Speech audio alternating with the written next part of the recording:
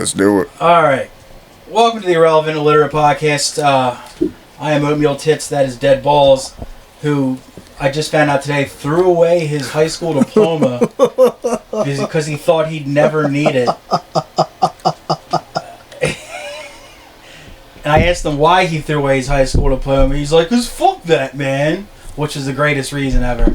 Also with us today, our first timer, Philadelphia-based comedian JD Patrick is here. JD, thank you for coming down. I have never needed my high school diploma for anything. Thank you. He just needed it though to fucking apply for a job that I didn't get anyway. So fuck him. Well, maybe you would have gotten it if you would have had your high school diploma. I don't think so. They don't deserve the best that Broward County Vocational School no alternate unit has to offer. Suck that, Red Clay. Fuck that. It took me 5 years to earn mine. I'm gonna fucking keep that shit. No, I don't care. I still don't care. Dude, I technically graduated a quarter credit short, and the guidance counselor just finagled it with the principal. Was like, just get him out of here. Yeah. I was like, ah, cool, man. We don't need another 9 months of him, please. Please. So that's why every time that comes up, I'm like, do I really have a high school diploma, or did I just fucking will it into existence? And I keep having to ask my mother, I was like, Mom, do you know where my high school diploma is? And she'll show it to me, hold it up in front of me, but she won't let me, like, touch it. So I held it when it was handed to me. So precious. You earned this when you were still clean. I held it in my hands when it was handed to me back in 1998, and that's the last time I've ever put my hands on it. So I gotta wait till she croaks before I can even get my fucking mitts on it. But you should be so lucky to hold your diploma. That's neither here nor there. You were at a open mic. No, it was a competition. It was a competition. And Helium. Yep, I went to Philly's Funniest the other day. Oh, how did you do? It was I was a spectator. Okay. A buddy of ours, friend of the show, Mac Romanofsky, was a contender. How did the boy do? Well, I went into this a lot more on the Patreon that I did with Murrow that day, patreon.com/IRR and ILL. But I will say, most people did really, really well. Mm-hmm. And Mac, like friendship aside, I know him personally, all that aside, he killed. Yeah. Cool. His material was some of the strongest of the night. And I was like shocked because he's been doing it like 4 years, 5 years, and when he just moved up from Richmond, and he had like a mic or two, like he had a bar show that he eventually ended up just running, and obviously, and he hosted a lot at Sandman, so he's got chops. So, but still, I was like, fuck, he was killing, but the only thing that is probably gonna haunt him forever is that he ran the light. Oh. I did that my very first year. By the way, this is the first year since I've started doing comedy that I have not signed up for Philly's Funniest. And this year is? Yes, and it is a goddamn weight off my shoulders. Really? Every single year, it's anxiety, it's misery. Because you know what happened? Because you got that show where everybody was good. Yeah, but everybody else has gotten that show with like, yeah, I lost fantasy football, and I'm here on a dare, and my friends are and my buddies are gonna call me a homo while I'm on stage, and then they're gonna vote me through to the next round. Dude. Meanwhile, you have like a 15-year comic who's like, I need to prove to my wife that this is still worth it, and he's just like, so you came in fourth, you were close. They're like, and the cards were kind of like. Obviously, JD knows the rules, but if you go over the light, they'll start deducting points. Oh. So he fucked himself and got disqualified. And he only went over by a little bit, but they start to play you off with music. Yeah. And he was like, fuck, I guess I did that, didn't I? Fuck. That's actually, that's a new thing. I think they used to let you go 30 seconds over, and then they would just pull the plug on you. And the very first year I did it, I was literally, I ran it, and then I was up to the very last 3 words in my set, and the mic got pulled. Oh, man. I was doing so good, too. You're just like, yeah, and then oh, no. Yeah. Oh, fuck. They should bring back the old school giant hook. From the Apollo? Yeah, exactly. See, that would have been very bad that night, because it's a horrible video to go back and watch for a reason that'll be pretty... The person who was hosting that night, who comes on and then ushers me off, was Shane Gillis. So yeah, world famous comedian Shane Gillis. Well, he comes out like this one every year. I'm like, fuck, man, this was my moment. I could have been hanging out with Kid Rock calling things gay, but I ruined that one fucking thing. And Danny McBride. Yeah. Oh shit. Was it Drew Montana was on that show too, Yeah, right? I was also gonna say the cards were stacked against because Drew Montana was on his night too. Yeah. He won. Like obvious, like he has the most experience, I would think, out of anybody. He sounded the most comfortable. His material was like the most like He's very strong. Worked through. But I mean, it showed he was on fucking fire, and the other two who won were really fucking funny too. Thomas Patrick and Maeve. Yeah, oh Maeve, my god, something. Maeve isn't like newer. I don't think I've seen her yet, but I've heard it's terrible. Just like so few women do comedy that when like a good one starts up, everyone's like, "Yo, this chick." She'll be around because I think she said she just moved back to Philly. Okay. And but she did super well, and Thomas Patrick was really funny too. Yeah, Thomas Patrick's great. Yeah, and it's all locals, right? So it's I'm not like pretty sure. Oh, they get their people in from like New York who nobody really likes it, but you know they do. right. it's comedy. Yeah. Well, I figure if it's Philadelphia based, you're going to get your Delcos and your South Jersey people. And Oh yeah, well it's expected within like that market. Yeah. At least, but yeah, sometimes there were a few years where the winner was somebody who had not lived in the Philadelphia area for like a while. This is always drama every single year. That's why I'm actually glad, like, oh, I can just talk about it and not actively be a part of it and, you know, basing my short-term self-esteem based on how I do in this fucking thing. We're spectators. Yeah. Shit, if I was an open micer or doing like not open, even if I was an open micer entering in like contests like that, I wouldn't be fucking like giving shit to the other people on this show. I'd just be like, you know what? We're all at the bottom rungs here. We'll fight it out when we get higher up in the food chain. Yeah, in the meantime, fuck it. It's a comedy competition, for Christ's sake. Yeah. It's probably akin to a battle of the bands at that point. Ugh. I mean, it's even more cynical than that. Really what it is there's more entertainment options in the summer, and this gets more people into the club than would otherwise be there. I fully respect that and understand that. It's just, you know. There's lots of comped tickets, and yeah, it'll bring people in. People who've never been to a comedy show, they come see their friends. Like, that was pretty fun. Maybe I'll come back here, and then so on. The only thing that keeps me coming back to clubs is how good the chicken fingers are. And that's why I strictly go to Magooby's Joke House in Baltimore or Timonium, Maryland. Whichever you prefer. Yeah, they're the same fucking thing. Because best chicken fingers in the game. Dude, yeah. They slept. Let's get into the fucking shit here, dude. Do you work a desk job?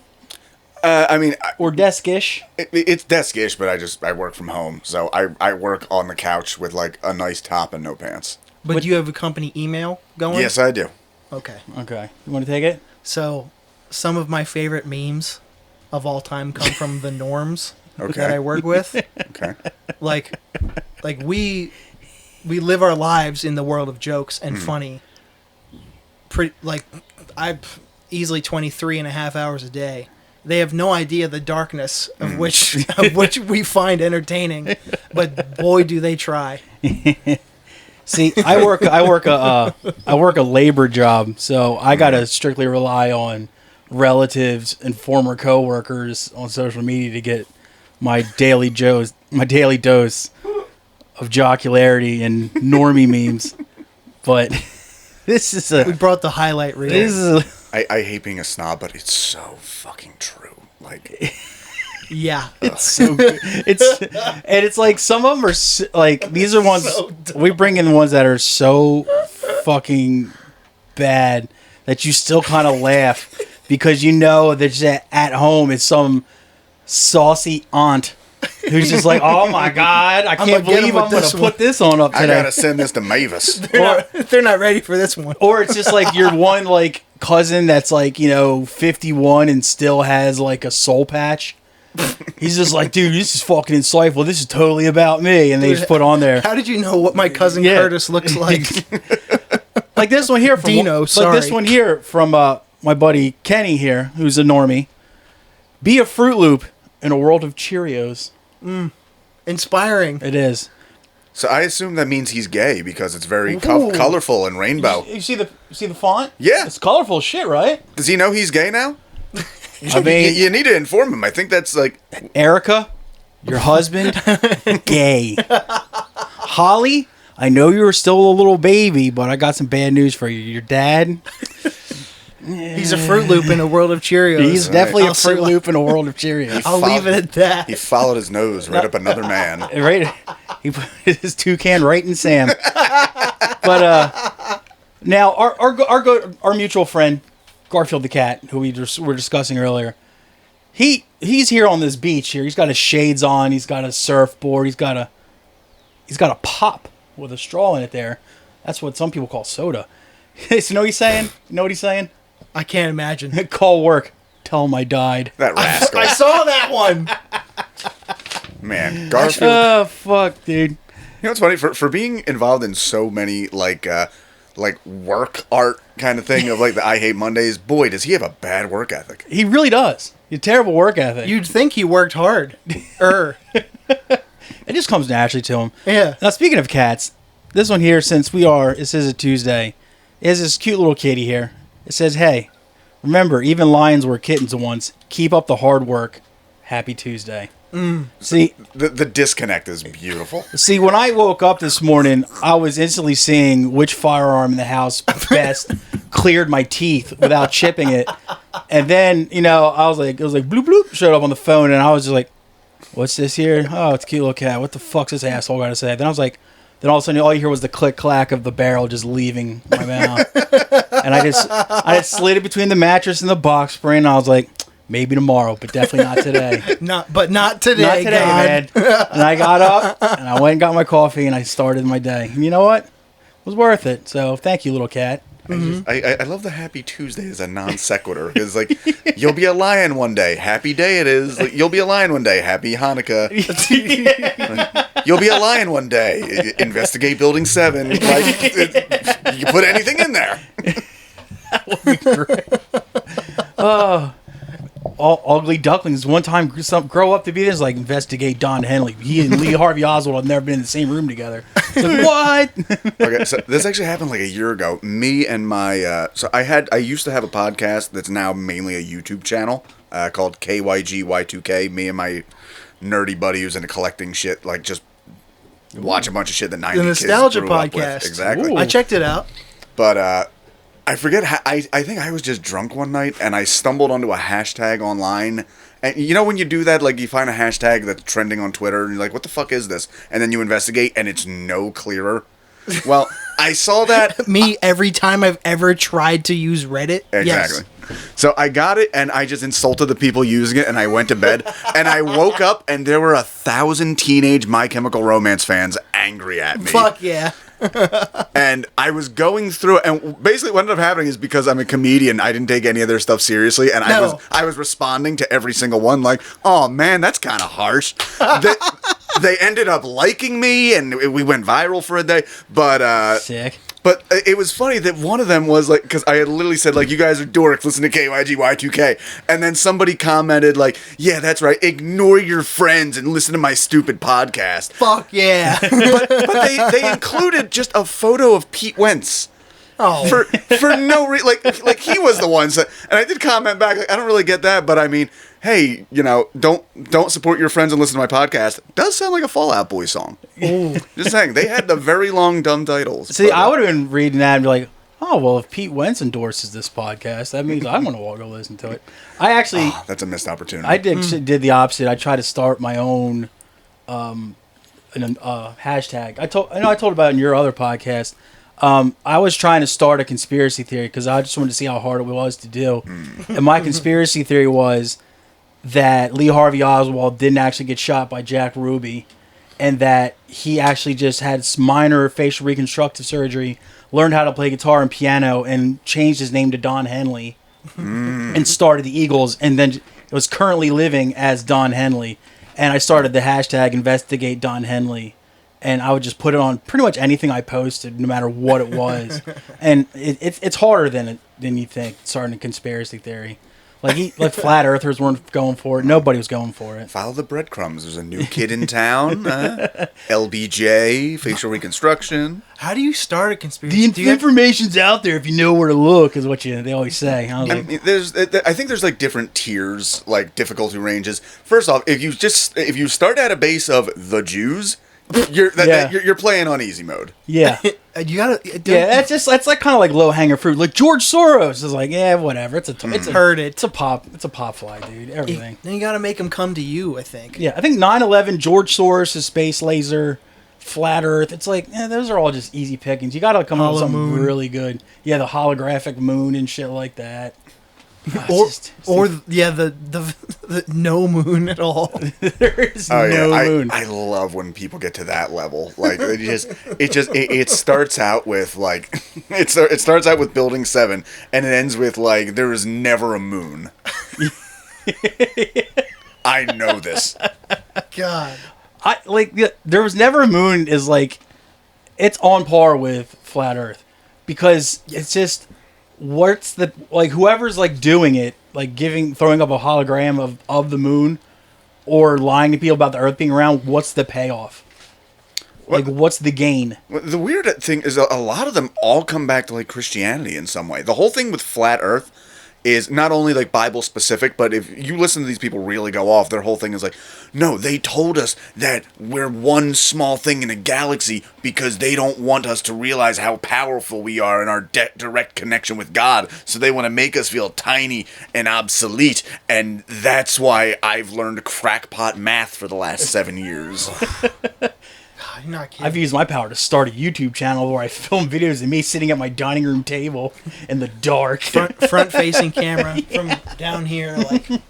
Dude, those conspiracy channels, actually, if they're halfway decent project-wise, they actually do really well. There was a guy in, like, PA, goes under the name of Chabol. He will not really be upset at the fact that he was crazy into conspiracy stuff. And the fact that he had halfway decent editing and had been on stage. Like, he started a mental health happy hour on YouTube and was getting like 50,000 views every single video. Damn. I was so like, dude, you are doing great with the stupid bullshit you're doing. And I'm throwing my best gold into the void on shorts and TikToks. Yeah. Meanwhile, he's cracked the fucking code. That's right. God damn it. I'm trying to make dick and fart jokes. I should have just stuck to my Don Henley and saw it through instead of giving off at the.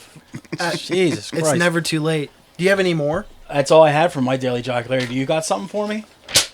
I've got. Oh shit! A reservoir. Of reservoir. Well, I have a never-ending supply because our receptionist like sends out an attendance email daily, and she's a sassy aunt, like home goods energy. Okay. So she seizes her opportunity to throw in her favorite Jefferson's, Good Times, Family Matters, or Medea memes, as well as other like Facebook classics. Very important detail. Is this secretary a woman of color? No. That's even fucking funnier. Continue. She is a blonde-haired, blue-eyed, like regular. Oh, she's a white devil.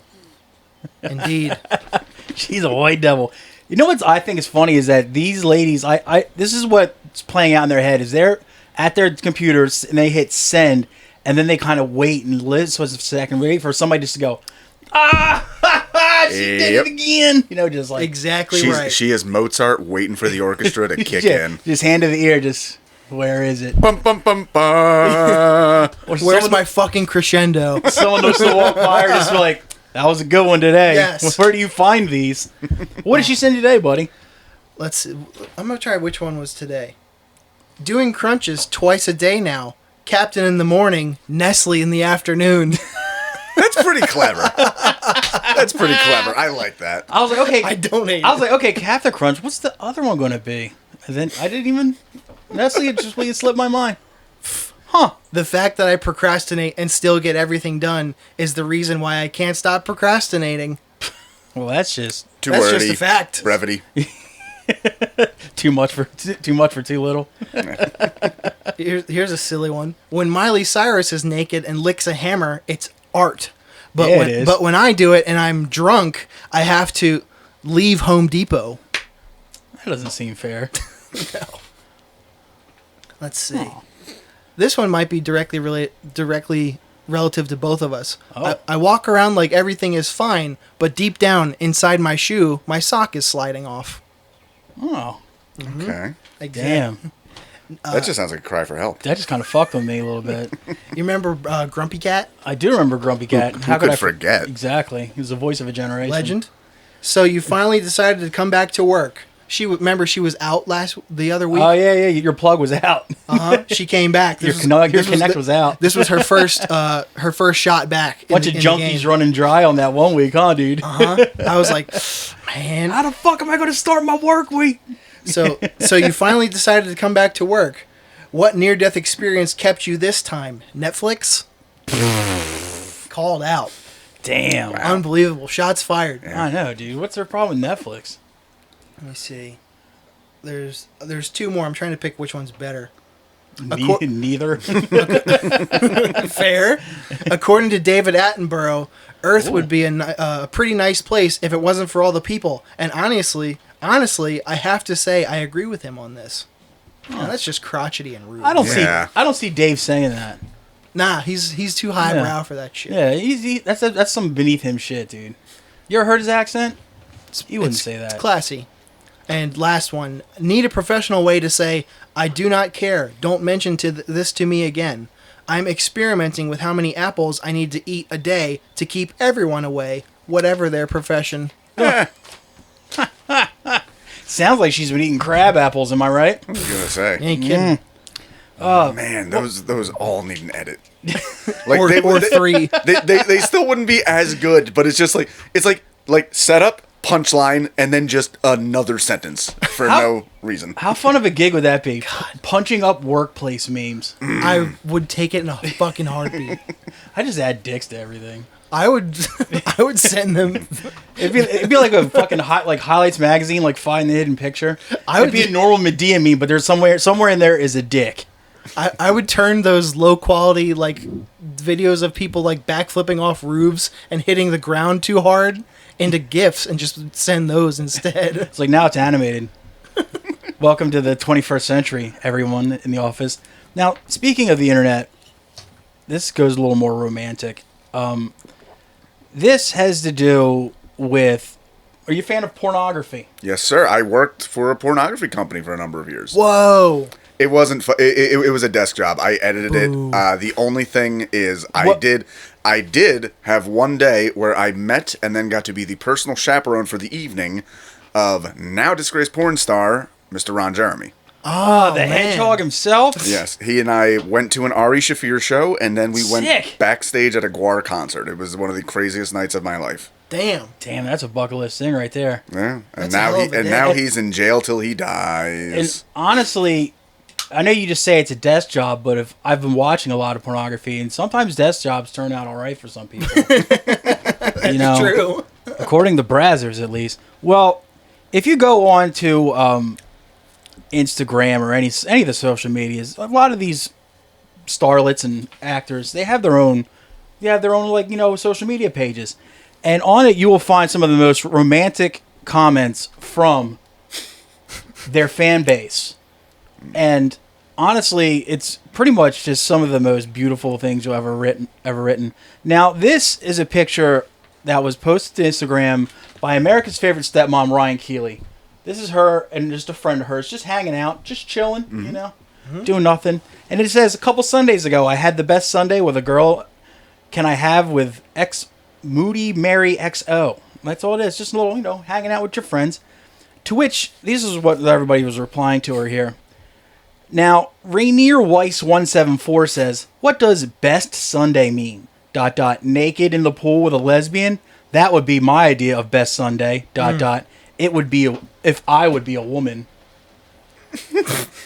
Yeah, Rainier. Well said. Rainier all the angles. Rainier paints pictures, dude. Now, Betrayed 3254 says, everyone has a circle of friends. Someone records life. Someone uses it to vent. Someone is visible for 3 days. Someone never shares. My circle of friends sells beauty and lives hard.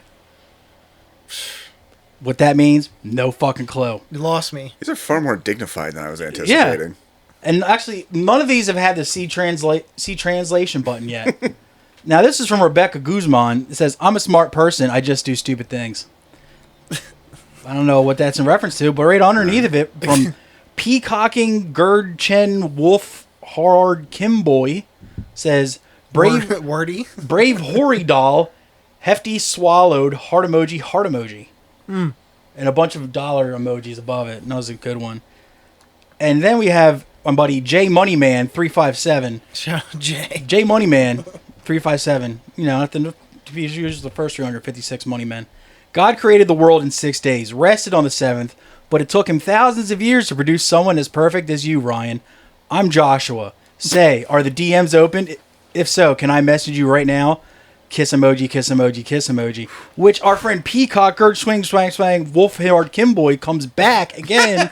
Again. You thought he was gone, and he's just like, remix. I did. I'll admit it. He says, play okay, teach Maddie Riley mom show, ice cream emoji, heart emoji, heart emoji. Dad, ice cream emoji, kiss emoji, kiss emoji, kiss emoji. 7 baby ball emojis. Help mom my God. slutty see up dawn, you want be whore. I lesson swallowed, heart emoji, ice cream emoji, kiss Good emoji, God. tongue emoji, ice cream, baby It's a bottle. fucking manifesto. Wait, it's not even. I'm only halfway. I'm only halfway no. through. This is like Kaczynski, bro. Shout out. Good Maddie, come Rest face. in peace, sweet prince. Good Maddie, come face. Tits, mom, ice cream, tongue lick, baby bottle, heart. Jesus. First person swallowed. See you mansions so higher. Go get talent. BJ, heart emoji, baby bottle emoji, wine glass emoji. Zip dad, thanks dad, can make her. White heart, rose, squirt emoji. Sure, thanks dad. Did a cat walk on his keyboard? What the Start fuck? education with Miss Kelly Heff. Bunny emoji. Man cares about education. That's a lot Good of fucking God. emojis in that thing. So shout out to my man Peacocking Rich Chen Wool Left Kimboy. That dude is fucking crushing. That's all I had for the language of love today. Ryan was shooting his shot, and then he just had to come back with that nonsense. Unreal. He did, dude. He's doesn't- just like, yo, my name's Joshua. Can I get in them DMs? And this dude had to come and just fucking baller block him, dude. There's no way you're reading any thread that has that many emojis. in Like, it. seriously. No matter what the first comment Yeah. is. I see stuff like that, and my first thought is just like, oh, social media was a mistake. That's all. Exactly. Did you ever think about, like, Exactly. if, like, the ones who do stepmom porn, if like, actual stepmoms, they read these comments, are like, I don't know what any of these words mean. You know, just like, like, you have to explain, like, how you explain to your mom how Facebook and Instagram works. Like, do you think, like the stepmom porn chicks have to go through the same discussions with someone else? What's the 2 hands up mean? I still don't know that one. Why does this emoji look like it's melting? I'm like, I don't know that one either. Why is the one just an outline of the happy face? I don't get it. I turned 44 yesterday. Jesus Christ, man. I'm too old for this shit. I went the other way. Oh. This week. To a dude? To not only a dude, Oh. but the negative comments. Oh. And either you guys are a fan of Bruce Springsteen? Actually, I think he's wildly overrated, Yeah, so I might like these. I'm going to have to agree. So recently he fell Aw. on stage. Suck it, Springsteen. And he's a very spry older man, so if he fell, That's him mid-fall. might have to cut back the shows to That only hip- that 4 hip's hours. gone. This That was hip's this gone. was a reel. Yeah. So I picked some of my favorite comments because it had thousands. Oh. And like Bruce Springsteen aside, whatever, he is revered for some reason. But let's see. Mab Life 2022 says, "Them tight ass jeans and bad knees." Laughing face emoji. Oh. Dude, what is it about, like, if you get in the right circle, if somebody throws in like a tight pants joke, you're fucking finished. Especially in the era of tight pants. It's still, but Are we still in the era of tight pants? absolutely Not people my age. maybe not, but I see them around. People, I think like the 35 below can still do the tight pants thing. But if somebody throws in like, but them pants are pretty tight joke, it's like a fucking Fuck. grenade. I think that's what Mad Life 2022 was going for, personally. I don't think he really thought it through that much, but let him have it. Adam Del Rio Bonafide with a verified check. Oh shit! Says doesn't have that spring in his step anymore. Fuck! I mean, he's right. I know who would have won that contest last night if he was there. Father Time is undefeated. He's right. It's coming for us all. Adam Del Rio Bonafide would have won. Move over, Drew Montana. Rudiger underscore said, just like his hero, Biden. Oh, Jesus Christ. Someone always has to take it political. I was like, ugh. You'll be a lion one day. Investigate Hunter Biden. Danny BV8 said, he voted for Biden. No doubt. Oh, Jesus Christ. La Vidalcha said, communist. Why? Because only communists get tippy. Hey, he's famously been for the working man, just like Stalin, just like Lenin, just like Marx. It's true. Fucking Springsteen's real last name's Gorbachev. That's right. Baby, we were born to run up to the Winter Palace and kill the aristocracy. Where's my Ushanka? Atherton 6994 said, normal people just get up. I mean, you gotta give him a second. The guy's like late 70s. Something. Yeah. Let's see. Dominic Torres 22 LR said, it only happens to the vaccinated. I was waiting for the fucking vaccine. That was exactly what I was going to say. Like, oh, where's it this must guy? be a Democrat thing. Fire emoji, fire emoji. Oh, how many replies were under that, like, saying, yo? 118 likes. Dude, I saw, after Jerry Springer died recently, I did see somebody comment, like, died of a short illness. God. It seems suspicious to me. Yeah, 79-year-olds just don't, 79-year-olds don't die like that. They just No, don't, never. man. Never. I would have started to investigate Steve Wilkos. He's been coming for the crown for years, man. It's not too late. Anthony underscore VPP says, what a hack. Music blows. Best comment so far. Look at the sunglasses he's wearing. Totally yeah. expected that. Imagine just he put in all these years, like playing rock, like being a rock and roller, and then just some fucking kid calls you a hack because you tipped over. Yes. Assuming this is the guy in the photo, not a kid. We're looking at a silver fox here. Oh shit! He kind of looks like Biden incognito. You know what he sounds like to me though? does. He Yeah, sounds he like to grew a me goatee. is a Bryan Adams fan. He likes the Canadian Springsteen Canadians. better. Yeah. And my personal favorite, Gabby Tarn, it's a picture of a dog. It says, Aw. old fart. Aww, Aw, poor Springy. that could actually be quite cute though. He's like, oh, Bruce, you old fart. He's like, oh, stop it, you. Get out of here. Oh, Tommy, what else you got? I brought some current events. Oh, All right. Now, have you guys heard of Ryan Webb? Brian. No. Is he like? Does his name ring a bell? Is he like an X Games guy? No, he is a state senator, or he's a. Oh, that's the same thing. Yeah, He's they both. he's like a councilman. They Sorry, both like Mountain Dew. he's a councilman for Delaware, Indiana. Sounds made up. Recently, he came out as identifying as a lesbian person of color. Oh, Now, he's classically like a right-wing guy, so he's kind of trying to like stick it to. oh, he's trying to be facetious. He's trying to own the libs, man. He's trying to take that libtard. We've talked about normies quite a bit. It really crack me up that like the grand political national theater right now is just internet arguments from 8 fucking years ago. It's like this guy found out identifying as an attack helicopter yesterday, and he is winning arguments left and right in Delaware, Indiana. He's with killing. I'm ashamed to share a name with that place. Ryan Webb, 46-year-old councilman from Delaware, Indiana, has come under fire for identifying as a lesbian woman of color in a gesture of mockery to the LGBTQIA+ community. He made an announcement via a long Facebook post. I mean, this on is just April an 12th. assumption, but he's white, right? Take a look at him. Guys, respect. She. Oh, my bad. Remember, respect his identity. Sorry, Rianne. Webb is a right-leaning conservative councilman who has infuriated Democrats and liberals across the country with his bizarre and disrespectful skit. He wrote in a post that he decided to come out after a long consideration and feel comfortable in his true, authentic self. Webb identified himself as a transgender and transracial, adding, I guess this would make me gay/lesbian as well, since I am attracted to women. Oh, Brave. The 46-year-old councilman is married to Brandy Webb and shares 5 children with her. However, he noted that he would continue to use he/him pronouns and would not change his name. Lazy. What would be great with all the laws that are happening right now if after doing this, the Indiana state government took his kids away. Just like, you said it, you can't take it back. That's true. If any state would...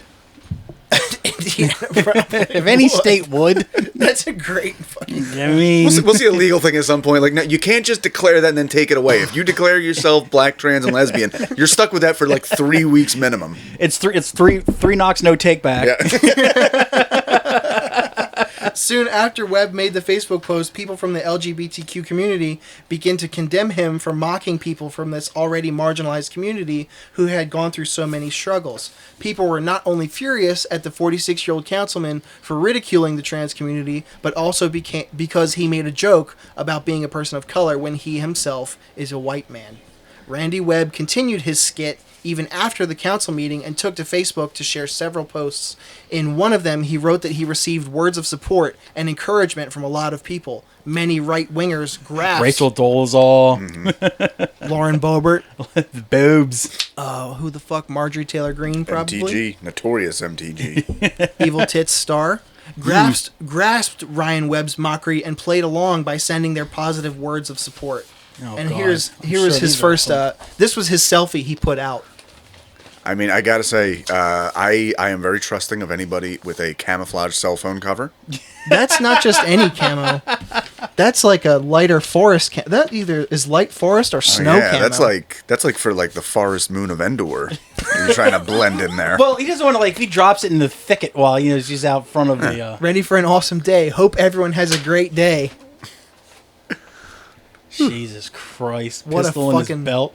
Yes. That's wait, what I forgot. Pistol in the belt? He's got a pistol holding in the belt and he's wearing jeans. Well, I mean, people in that demographic are often victimized, and they need to defend I themselves. like he's rocking like 2A. I like he's got this fucking suit coat. He's carrying and the jeans like he's like a 1980s like comedian. It's like, why are you dressed like Dennis Miller? His belt is camo too. Oh god! All right, can I give a little bit, not of a hot take, more of a lukewarm opinion here? Can't wait for this. As dumb as this is, and it is, he's an asshole and he knows it. I'll be entirely honest with you. Maybe I'm ignorant. I look for answers on these things. I haven't really seen a good argument on why transgenderism is valid and transracialism isn't. That is fair, and neither have I yet. It remains to be seen. Either way, I get a laugh out of all of it. So I It don't is give a silly. fuck. It's all people trying to feel comfortable with themselves. I get it, but like, If nothing else, it's silly. And also racialism, like, I don't know about you guys, but growing up, like going to high school in the 90s, most of the white kids thought they were black anyway. Amen to that. Yes, they did. I was in the graduating class of numerous Slim Shadys. I found it so baffling going to school at that time, where it was like, guys, the Pretty Fly for a White Guy video just came out. We all agreed these guys are dumb. What are we doing? I thought we had a consensus on this. Well, I bought that CD and put it right next to the Marshall Mathers LP in my collection. The funny thing about like all the Slim Shadys when I was growing up, that 90% of them from my high school were also racist. Oh yeah, no. You're like, that don't make no sense. Well, all the fucking aliens who drive lifted trucks from southern Delaware are racist as shit. And what do you hear blasting out of their trucks on a daily basis? Rap. Yeah, it's like loud, like the most. That'd be like me bitching about the border wall, but wearing pointy cowboy boots. With roses on them. Damn, those things are fucking sick. There was a shitty South Philly bar I used to go to all the time that was like all local Italians who's like... What? Whoa. Well, no. Italians in South Philly. Italians in South Philly. But they're also the bad ones. The ones that are like, yo, this is our neighborhood. Meaning, as opposed to what? But just, I do love the notion. My family got a little further than that, but just like the notion of like one wily ancestor got a wild hair up their ass, took the fucking boat from the boot over to Philadelphia, made that whole thing, and the family has moved 3 feet in the last 100 years. So true. What do you mean you're not moving next door? Yeah. What do you mean you're not going to live on the same block as your mother? Your aunt's here, your grandmother's here. It's like, jeez. How could you? Fucking Christ. My Italian buddy was actually telling me that he said his uncle told him at his wedding, like, remember, even if you're married, the number one woman in your life is your mother.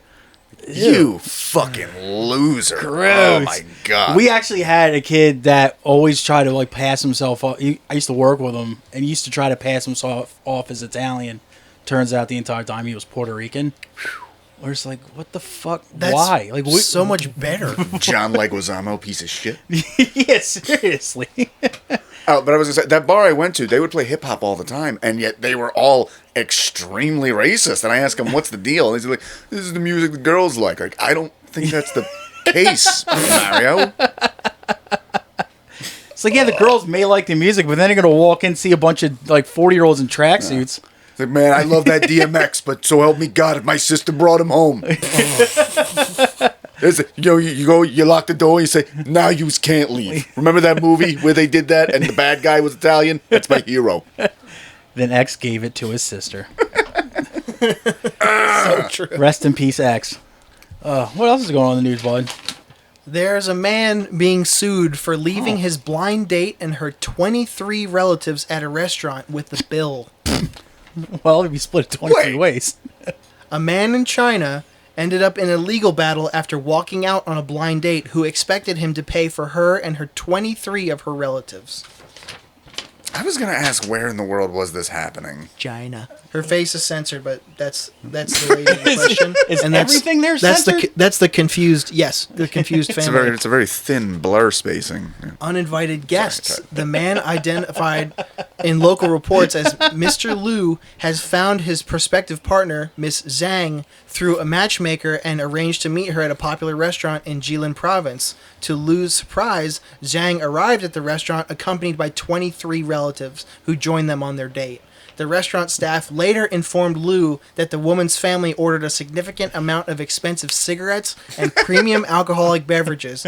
When Liu was handed the bill, this is converted to American USD, amounting to approximately $2,812, he decided to promptly leave the restaurant and have Zhang and her relatives settle the cost. She should have just told the staff that, like, nah, this is just my brother. He keeps changing clothes.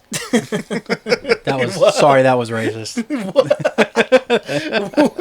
While Zhang did settle the bill, she demanded that Liu contribute at least half of the amount. Liu only agreed to reimburse a fraction of the total cost, offering approximately $562 or a quarter. That's still a lot. That's still plenty. a lot. That's plenty. When he was only should have been paying for him and her. 2. That's like... We're going for half price apps and 2 for 20 deals, and you brought the entire fucking bingo team. This is what's confusing me. She brought 26 relatives, yet 23. I'm pretty sure. Don't they still have the 2-kid system there?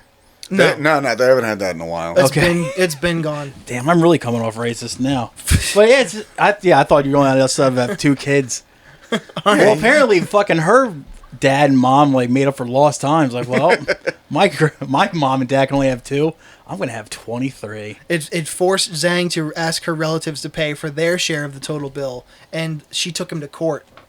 Angered by Liu's offer, Zhang's family decided to take the matter to court by filing a lawsuit to force him to pay up. The court, however, ruled in Liu's favor, stating that he should only cover the cost of his own and Zhang's meal, which would have been approximately $197.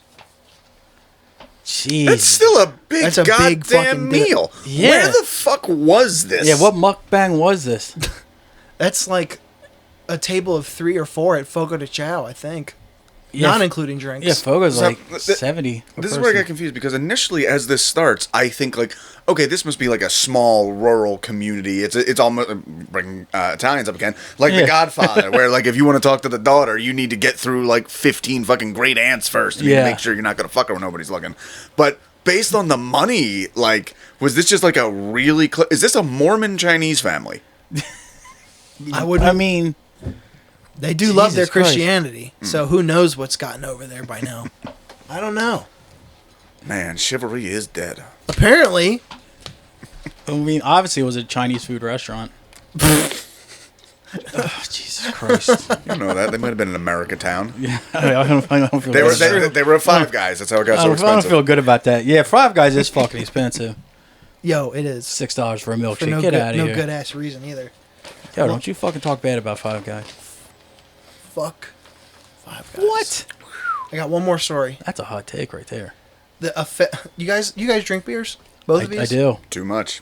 A feral hog stole 18 beers, Free him. got drunk, and started a fight with a cow before passing out under a tree. Mama, I told you to quit doing that. The Who first hasn't been there? the first line of text says, "Hey, we've all been there." Exactly. That's the hog in question. That looks a lot like just what a regular hog looks like, but I'll give it to him. Maybe He's assed out. he can hold this shit. 18 beers. You get some Japanese beers in me. That's what I look like. You give me a couple Sapporos deep. That's me. Feral hogs are a massive problem wherever Actually, I they wish I live. was that weight. He's a good-looking boy. But in Australia, the invasive species have done quite a bit of damage to the estimated 40% Wait, of this terrain. is in Australia? Yes. Oh, then my money's on the pig, honestly. As opposed to the cow. If it was an American pig, I'd be like, nah, that cow's gonna fuck his day up. Australian pig, though, man. But it's an Australian cow, I would presume. Oh, that's another That's fuck. true. Fuck me. Works both ways, doesn't it? Yeah, they Either way, it's cancels each other's out. Either way, it's a sick dust up. It was at a campsite in De Grey River, Port Hedland, Australia. After he got good and drunk, the hog then did what the rest of us do after a night of drinking. Tried to fuck a fat girl. Oh, Fuck the hog. He went Another hog. hog. he went hogging. He started looking for food. Oh, true too. He went through trash cans, digging around for a snack to soak up all that alcohol. And like humans, it seems this hog also got some liquid courage after he got My a few man. drinks in him. Because then he apparently tried to start a fight with a cow, something the hog would probably know better than to do if he was in the right state of mind. But according to the camper who witnessed the scene, after his big night out, the hog eventually ended up passing out under a log on the riverbank to sleep it off and probably deal with a wicked hangover the next morning. What a night. Oh, and just for the record, I don't try to get feral hogs drunk on twisted teas like this guy did. Oh, you're getting drunk on Twisted Teas? Fuck him.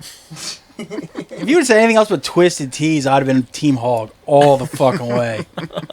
Like, might as well be a white wine spritzer at that point. Jesus Christ. Oh, Though he's going to have a nice sugar headache tomorrow, too. Damn. Yeah, who hasn't been there? he can't metabolize that. And who hasn't tried to fight a cow every once in a while? No, that's what I had in the news today. Oh, God, that was terrible news. For the hog. That was maybe. probably the worst news ever. You got the other? Oh, yes. Oh, yeah.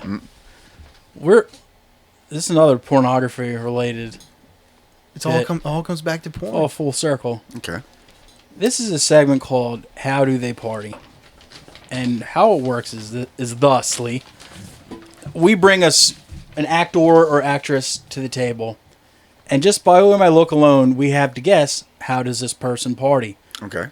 Do they do strictly heterosexual porn? Do they do homosexual porn? Or are they a Renaissance artist, artisan, and do both? And then from there, you got to guess, do they party on the mortal coil or over the rainbow bridge? Okay. Who do you got for me this week? Today, I have a one William Arnold Newton, Oh. also known as Billy London. Oh.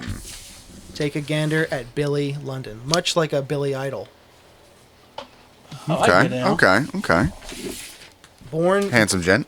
yes, Kind of looks like David Caruso. A little bit. a little bit like a blonde David Caruso. Sure. Yeah.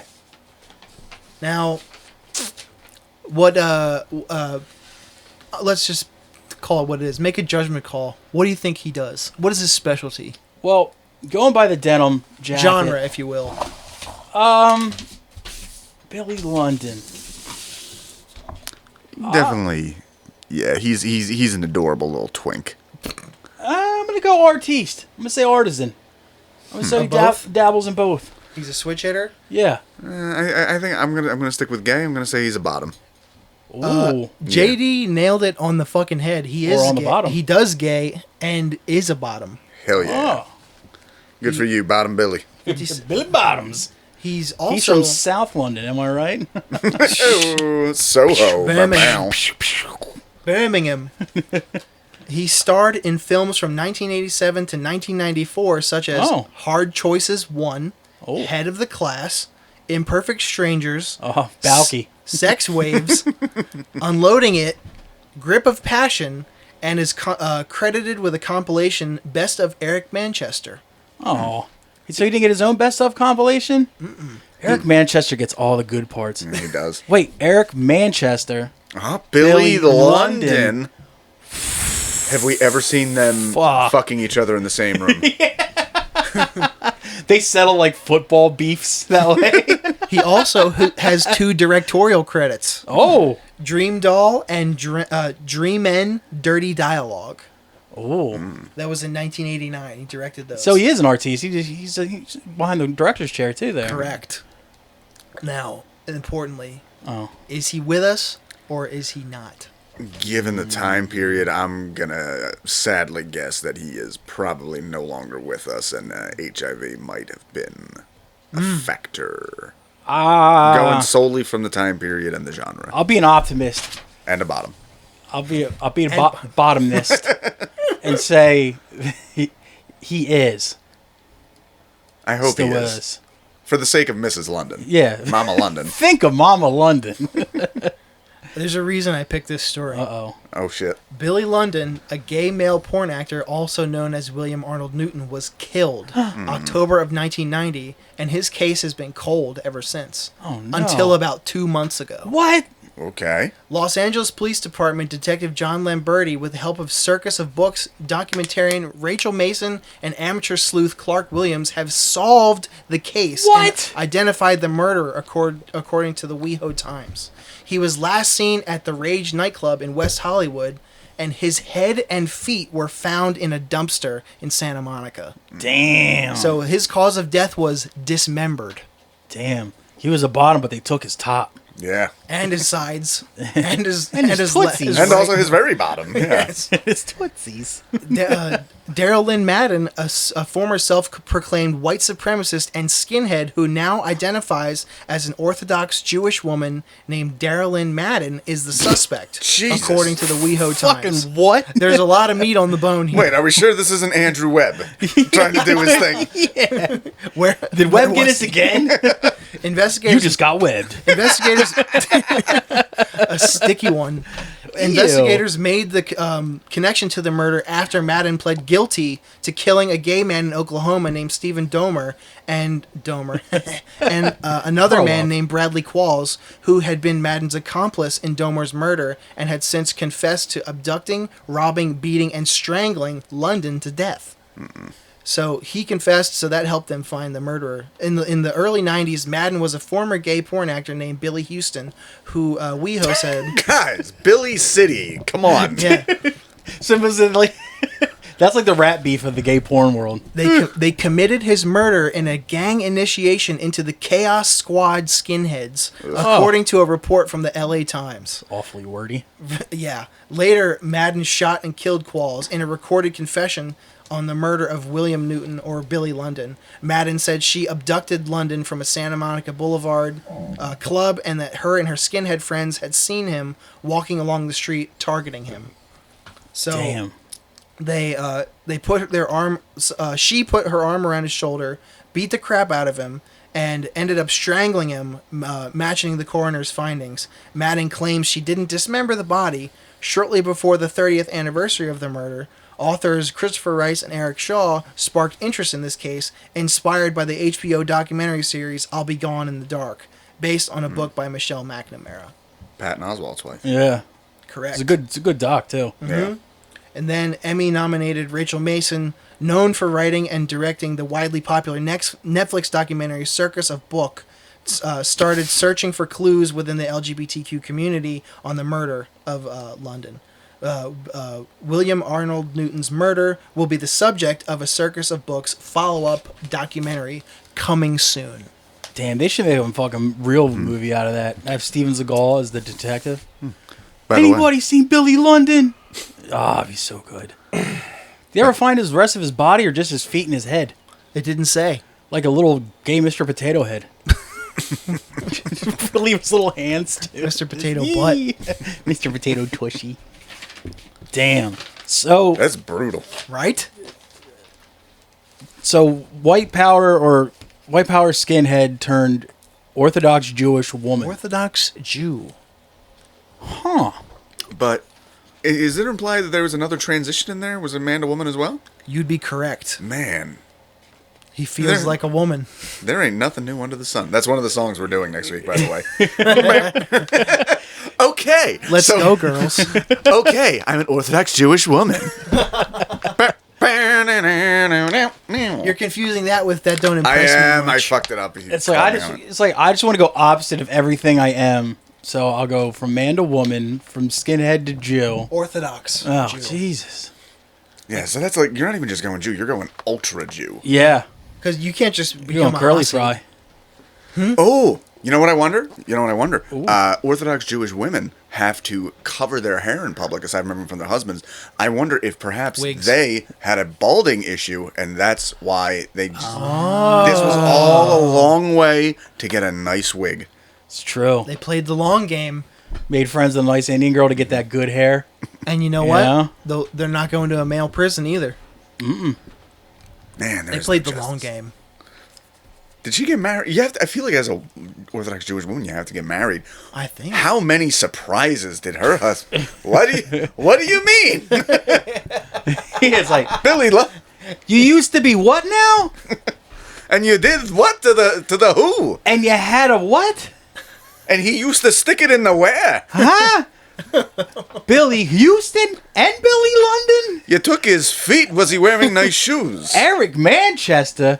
Jesus. That was a fucking ride, dude. That was That was a ride. I want to look up all of that. I mean, Poor Billy London. There's a lot there. that was almost as good as the midget porn star that got found in a badger den when we had that one time. Shout out. Rest in power. Oh, Percy. Percy Foster.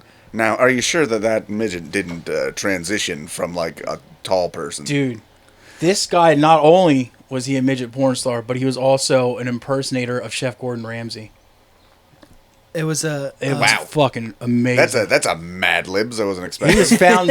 He was found dead with a high blood alcohol content in a badger den. So imagine passing out drunk. And Hey man, Badger's party. Guess so. badgers need a nosh every once in a while. Jesus. So fucking R.I.P. Billy London, but he's fucking the London family finally got some justice. Yeah, Mama London. After all these years, can rest easy. Jesus Christ. Oh man. All right. Well, we got another thing we like to give our guests here. Okay, These are 12 of the hardest questions you'll ever be asked in your entire life. I like it. Now this here I like that notebook. is this Classic. Yeah. It's got a lot of fun stuff written in Dude, it. there's nothing wrong with a 120 sheet Wexford. College ruled, I'm sure. Is it perforated? Nope. No. Yes, it is. Ah. Oh, okay. Yes. Only the best. Only the fucking best. But I don't want to fucking rip pages out because that just fucks with the integrity of it. It makes it Now- close funny. That's removing history. You need to really think about these and answer these truthfully because for some reason it matters. Now, Mr. J.D. Patrick here, these is called gripping inquiries. These 12 questions will change your life. Question number 1. Top 2 13th presidents. Top 2 13th presidents. Of the United States of America. United States of America. Fuck, I thought I would know history well enough. Because Lincoln was the 16th, Buchanan was the 15th. I think Pierce was the 14th, and that's where I get fucking... It's not Polk. Polk? And I don't know top 2 either. This is one Millard Filthy Fillmore. And the other one is Vice President Millard Filthy Fillmore.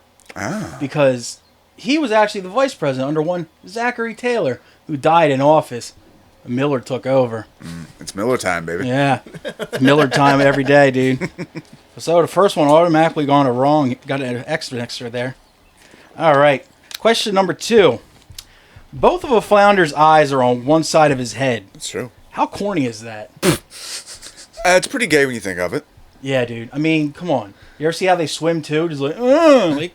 You know what's funny? I use the term gay as pejorative, but realistically, also literally gay because you can't watch your own butthole. It's true. Anything could happen. Oh, I'm on the floor. That doesn't matter. Sashaying around. Well, you could, but only if you could really flexible flounder. But you can only see the right side of your butt, the left side of your butthole. You know, I don't trust it. Don't they're trust flounders. they're sneaky. Only looking in the direction of other boys, I'm sure. That's I'm telling right. you. I need both eyes on the boy's side of my head. Correct. Boys. Now this one here is a little bit misogynistic. But Like the dangly earring. He has his eyes on the gay side. or the scarf trick. Yeah. Oh, sorry. I just can't stop tapping my foot under the stall door. All right, question number 3. Very misogynistic question here. Who's hotter, Daphne from Frasier or Roz from Frasier? I don't know who Roz from Frasier is. I know Daphne. Daphne was the maid or the cleaning lady. Roz was his coworker at the radio station. Who's the actors? Does it matter? See, Yeah. Daphne, I think, I'm going to pull up Roz. I think Daphne has to automatically win just because she was a Benny Hill girl. So, running around in the panties. And she had that accent. Yeah, she did. I remember as a little kid, I was always Roz confused. had that real smoky Kathleen Turner voice, though. I do like that. I Yeah. do like that. Do not, by the way, if you ever had a crush on Kathleen Turner, do not look up Kathleen Turner 2020 anything. Ooh. Is it rough? Is it as bad as Roz is a little butch. She got a strong chin. She got a big catcher's mitt face. Daphne? All the way. That's the correct answer. Well, I used to pull come out to that one quite a bit. All right. Congratulations. Question number 4. Before toilet paper, people used to wipe their ass with corn cobs. Is this chill? Yes or no? I'm gonna say chill, because if you've ever eaten corn on the cob, that's a pretty it's an interesting texture that's left behind. You have to imagine it would catch a lot. Yeah. And not to mention, 95% of the meals made back then included corn, especially in the American Southwest. You're right over the line from Mexico. Yeah. Those guys, they've turned corn into 40 different dishes. So, Guys, you get corn in your shit anyway. Skip a step. I want to bring That's it back. so true. I want to bring it back. I'm down. Let's do it. Continental corn cobs, dude. Bidet sponsor? I think not. I want a Nah. corn sponsor. That's I mean, right. they say corn cleans you out on the inside. Well, let's let it do on the outside too. Let it really work. All right. This is the science question, the science portion of it here. So I want you to channel your inner Mayim Bialik. What's wilder? The theoretical Einstein-Rosen bridge that could inevitably shorten space travel by bending time and space, or the fact that my one boy Dave from Lansdale never heard the song "Love in an Elevator." Wait. Repeat that second thing about Aerosmith loving an elevator. My one boy Dave from Lansdale never heard the song "Love in an Elevator." All right, look. I'm actually very interested in the Einstein thing because I just read several science fiction books that all deal with faster than light travel. Yeah. But also, first concert ever, saw them 13 times on their way out on the Peace Out tour. Steven, Joey, Tommy Hamilton, Brad Whitford, and not Joey Kramer anymore because he's too old. The boys from Bad Boys from Boston, Aerosmith. And you're going to miss out on their seminal, not that great 80s era with Love in an Elevator? All those sex puns? Mm-hmm. Hello, Mr. Tyler. And here's the thing. Like, Dave's 40. Yeah, he has no excuse. Like, if you're under None. 30, I'll let you pass on not hearing an Aerosmith tune. But when you're 40, come on, let's be serious now. Yeah, fuck Dave. That's the correct answer. You can walk into any grocery store now and still hear that song. I gave him his gripping inquiries when we had him in on the show, and I brought up Love in an Elevator. He's like, what the fuck is Love in an Elevator? This is after he spent 30 minutes talking about his favorite dinosaurs. Ugh. Which was Pachycephalosaurus. Pachycephalosaurus. Yeah, he knew all about that, but he didn't know about Love in an Elevator. It's like, dude, grow up. I'm willing to bet if you know too much about dinosaurs, you don't know anything about love. It fucking pushes. It Or pushes out. elevators. Or elevators. All right. I also called bullshit on it. Yeah. I said, you've heard that song. I think he's talking shit, too.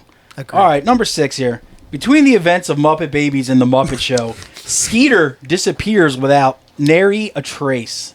Could this possible culprit be phalanges mucosis dyspepsia, a.k.a. the booger touch?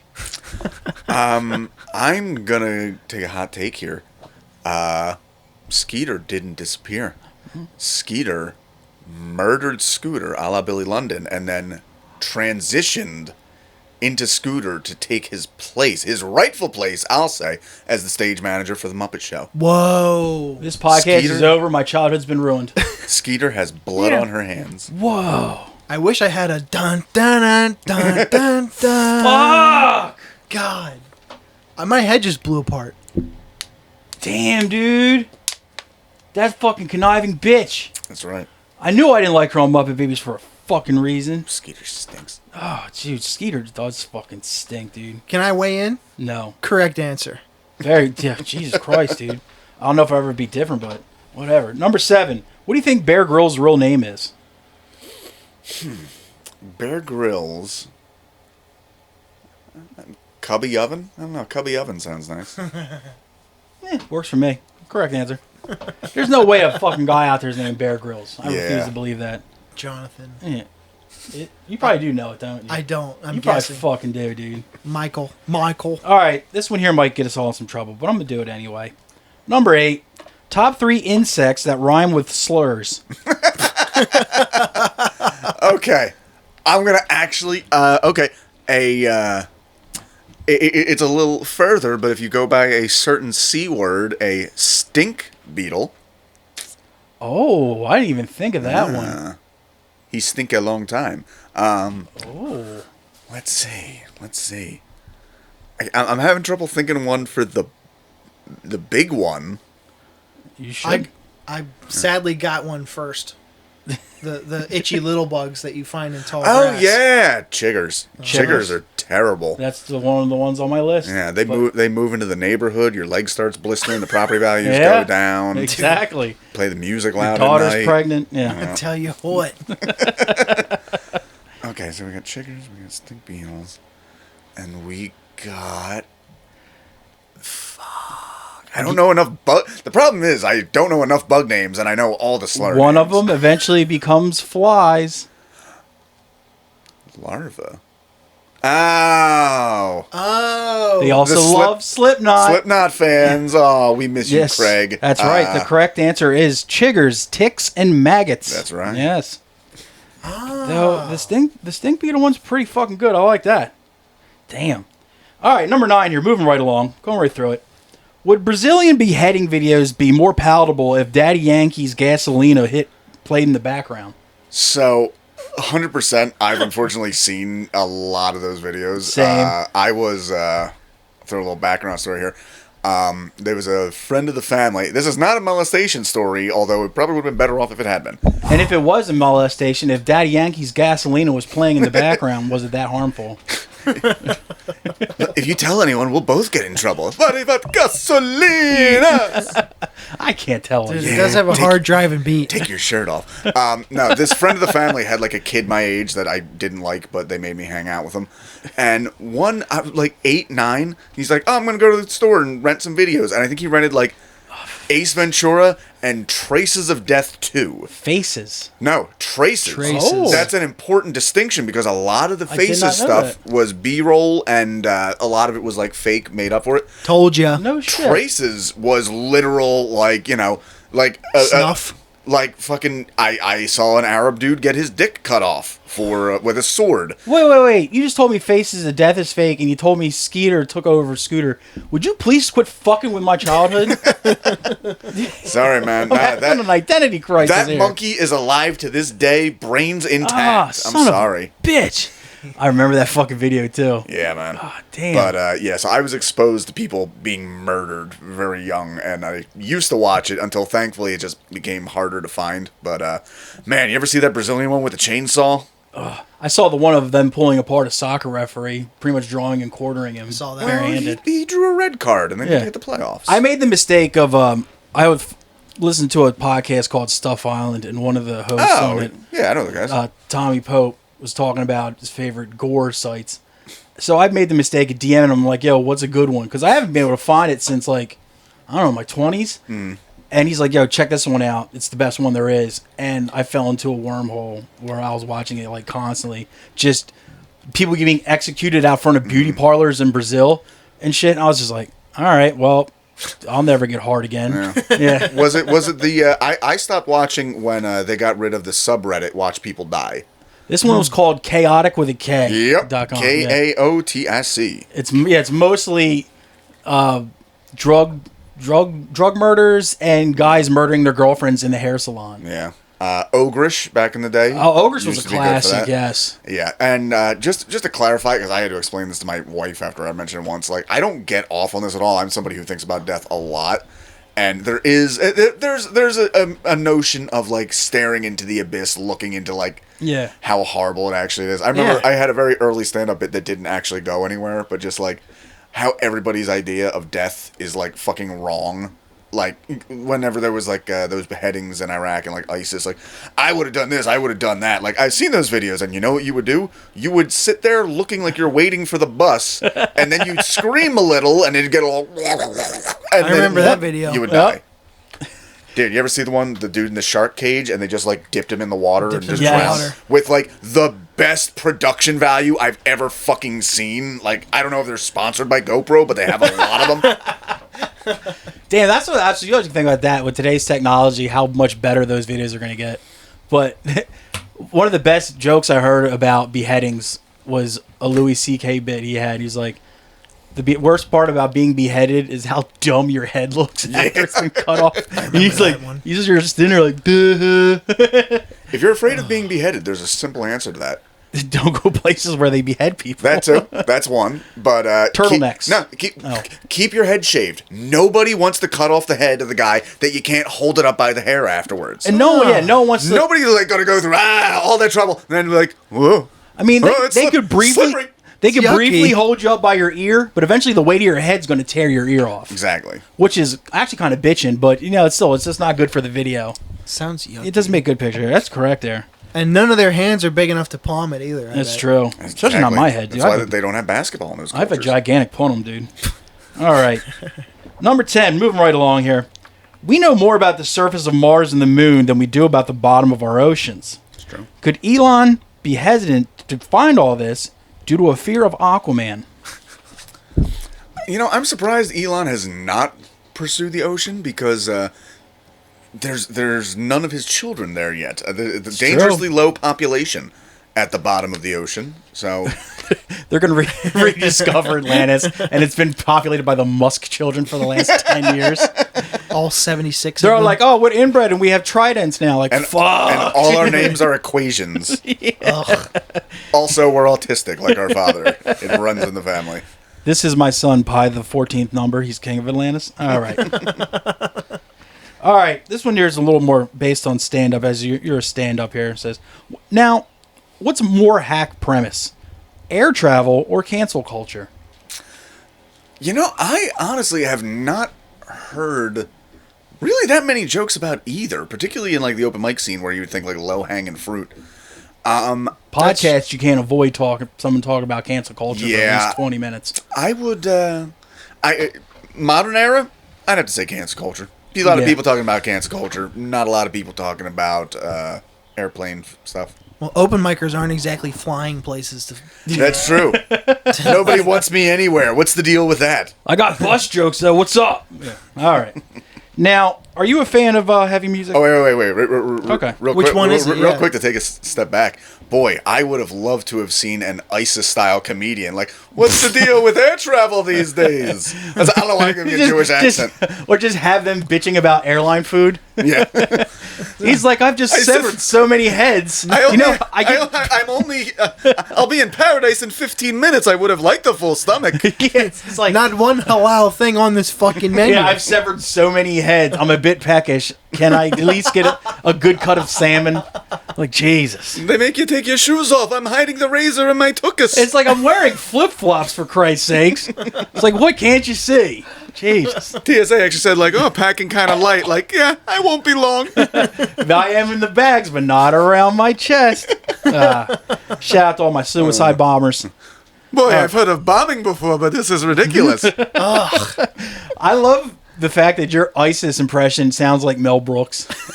It's super good. It's so much less racist to just give it a Jewish person's accent. How now? That's Now totally it's, fair. Wait, is Mel Brooks still alive? Still alive. Yes. He's almost 100. God, what if he gave us like an airplane, like no pun intended, but an airplane style comedy? Dude, a post 9/11 airplane remake? Oh, or just like him just having like Mel Brooks's ISIS.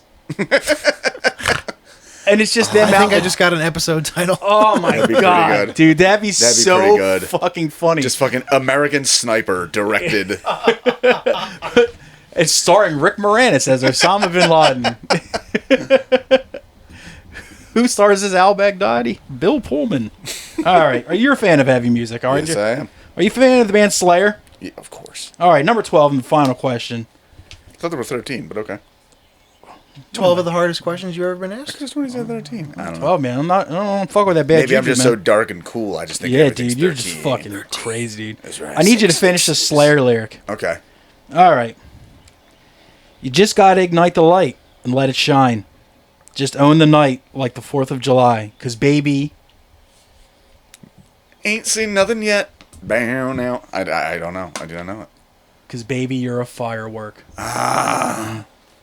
Someone does Even not. Sorry. I haven't kept up on a lot of their later albums. Yeah. Even it was a B-side, I think. I Yeah. didn't mean to go so deep cut. Yeah. But That was a B-side to Virgin Mary cunt whore bitch. exactly. Anyway, perfect score. Oh my goodness. I can't believe it.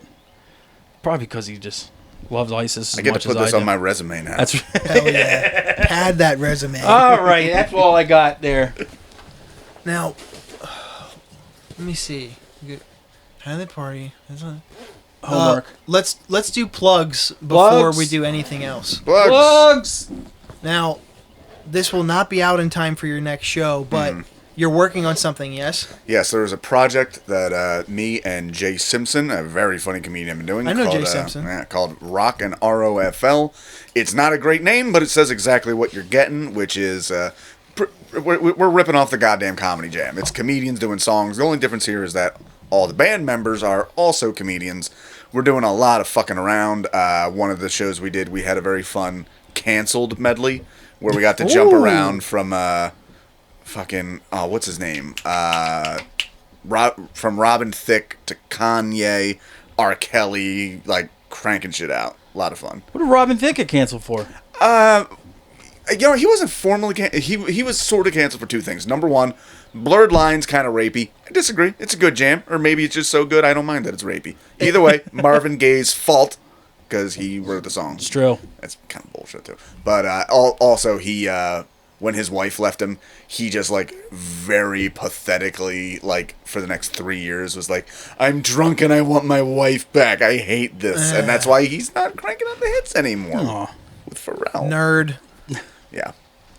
Oh, but yeah, so Rockin' Rockin' ROFL, ROFL. keep an eye on that. Right now we're based at JJ Mallon's. Occasionally we do shows at Grape Room, both in Philadelphia. Other than that, check out the KYG Y2K video podcast. I don't know. We just did an episode on Three Ninjas. We had an episode on TRL. That was a lot of Damn, fun. Rocky Colton Tum Tum. That's right. Rocky loves Emily. We have a Super Mario episode coming out. We're going to try...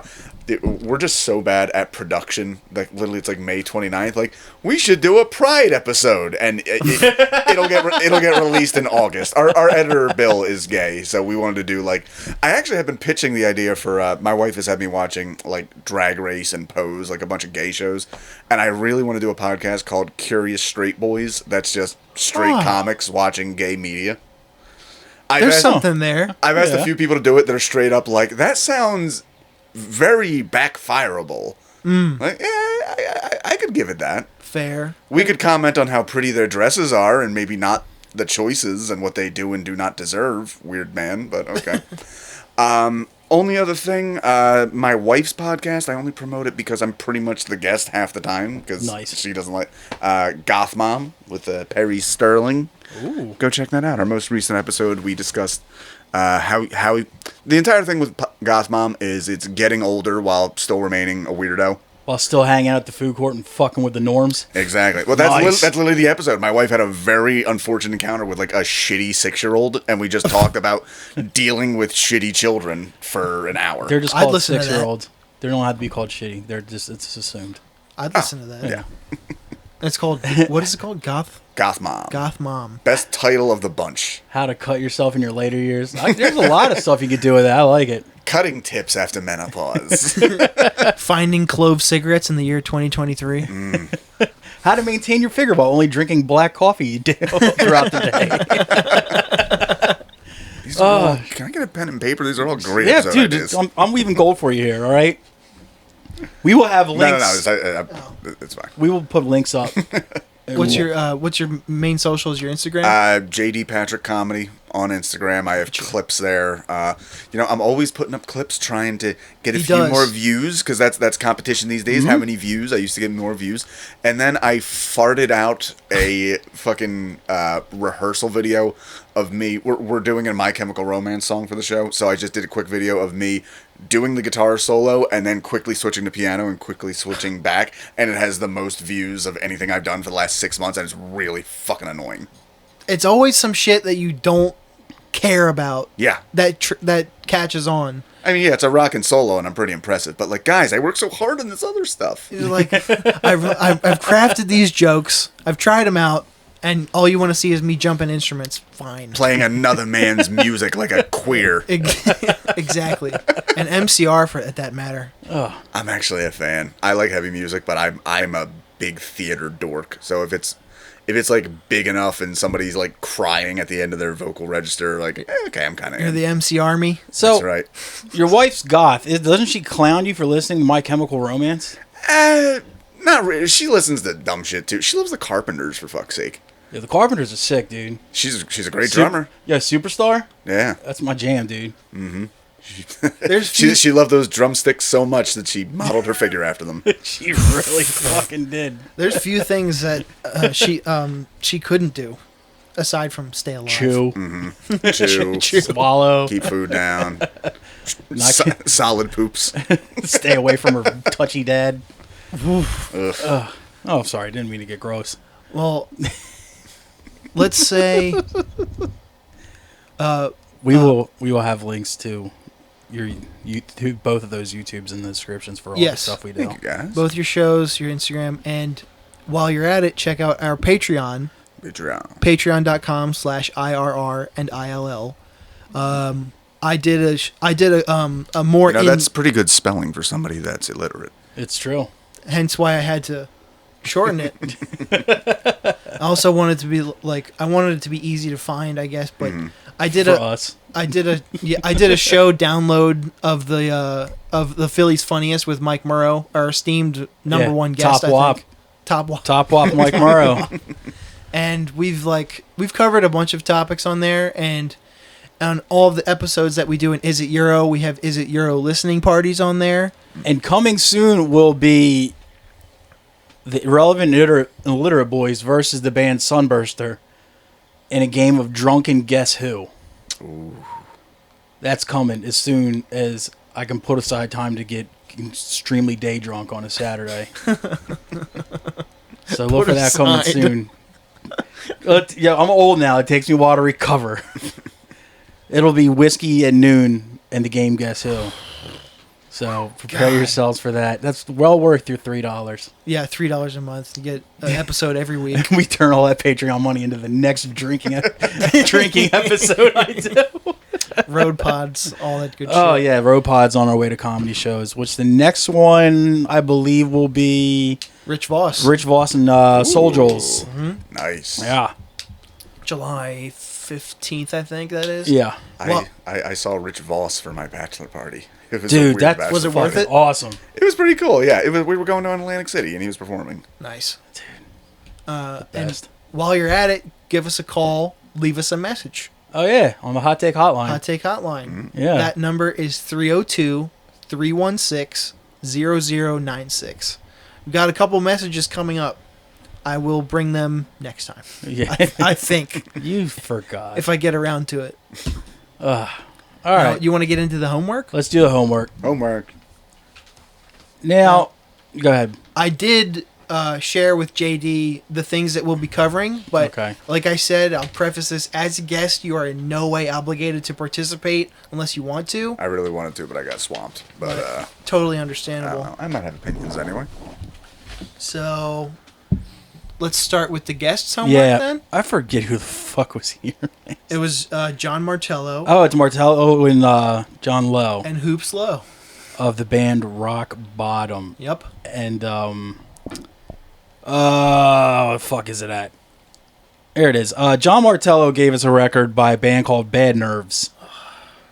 That it took me a while to find it because he gave me a different fucking. He gave us the wrong title. Gave us the wrong album title for one, which is not a good start. No. It's a self-titled record though. Yeah. I just got decent lo-fi poppy garage punk. By track 4 begins to really mush together and wear thin on me. Just kind of it was a decent listen, but I'll probably never go back to it. Didn't really catch me that much. 5.5 out of 10. Good lord. I called it punk rock for children, Oh, but it was musically competent, so that's why I gave it a 2 out of 10. Jesus Christ! It was annoying. I didn't think it was that bad. Jesus Christ! I didn't. Like I said, it's musically competent. It's they can all play their instruments. It's well recorded, and it's just annoying. I just don't like it. Like it's like if somebody else put it on, fine, but I did not enjoy it. Fair enough. Now, John Lowe gave us a record by House of Atreus, The Madness of Ixion. Yep. Now, for that one there, I just wrote sick Dune reference in the name, but this is way too over-polished, bland, and boring. No thank you, ma'am. 2 out of 10. It was just... It was over. By the time it was over, it was like, I don't remember a single fucking thing I just heard. We're opposite again. Okay. Classic us. Oh. I said you too. Us.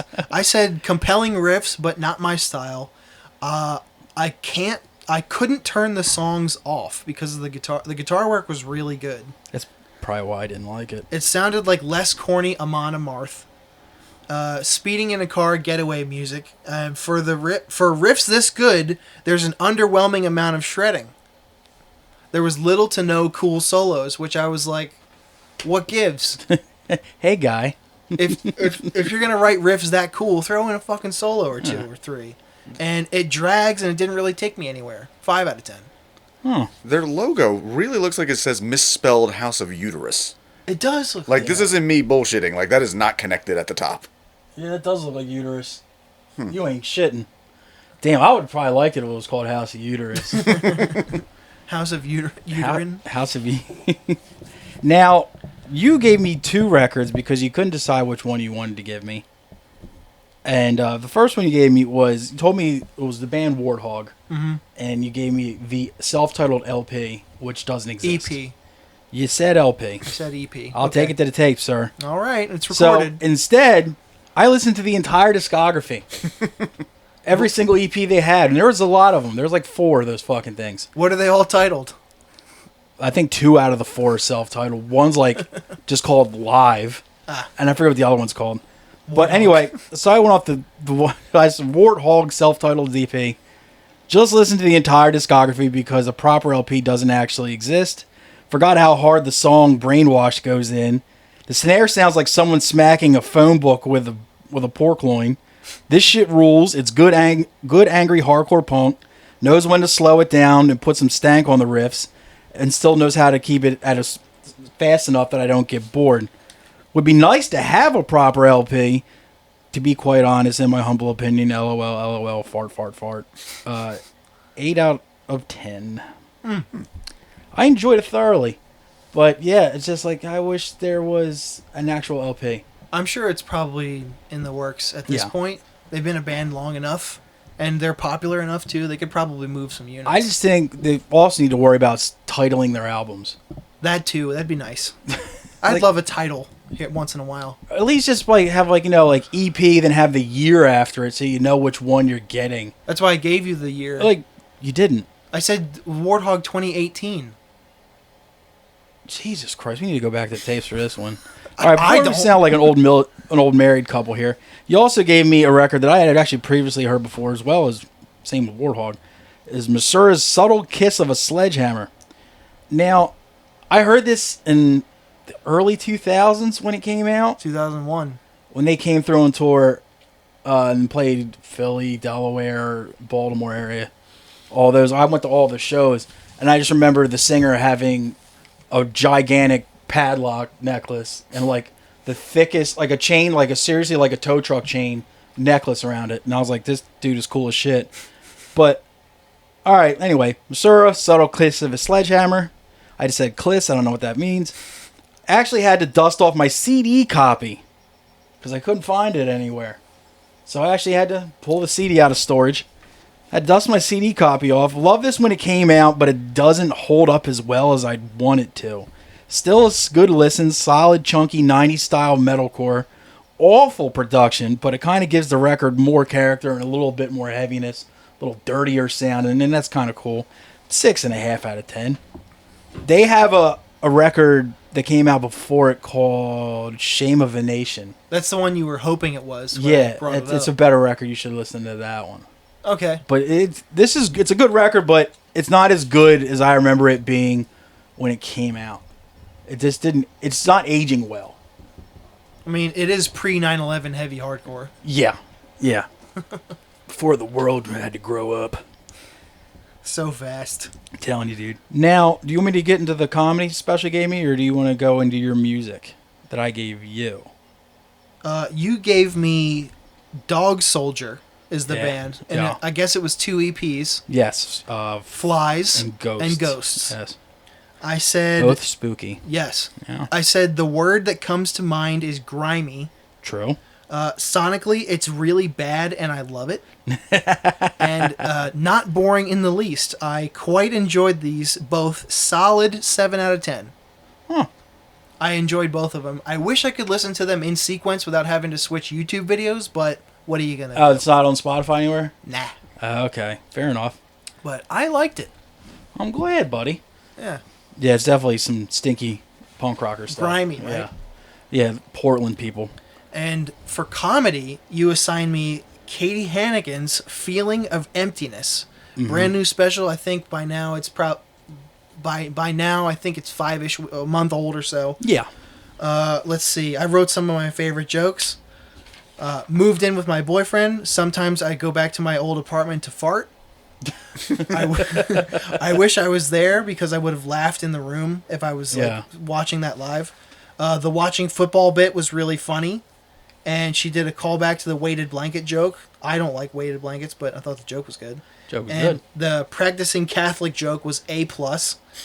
And when you travel, you act Russian. Yeah. American stupid ugly.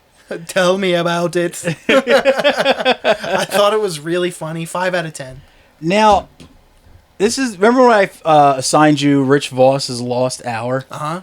Did you get the same vibe from her special as came from that Lost Hour? Whereas That the crowd the stunk? material was good, but the crowd sucked. The crowd stunk on ice. That's why I said I wished I was there, because I'd be laughing. Yeah. It's like the special's good, but the crowd is just like, I'm laughing at it, but the crowd's just kind of just like, there's more clapping than there is laughing. Yeah. Which is always weird as fuck in a special. And Katie is she's always putting out, she puts out clips constantly. Yeah. They're always well produced, skits. Yeah. And shit. And for something about that style is kind of repellent to me to check out comics. So checking her out and her being legitimately funny and her jokes being good was a breath of fresh air. And her little 4-minute skit videos are actually really funny too. Some of them are very funny. Yeah. Especially the ones with her BF, Mike Vecchione. Yeah. So I'm glad I you was liked a fan. it. Yeah, but I just think for some reason the shitty crowd took me out of it. Yeah. Like that Voss special where the jokes were fucking hilarious and the crowd was just it was annoying.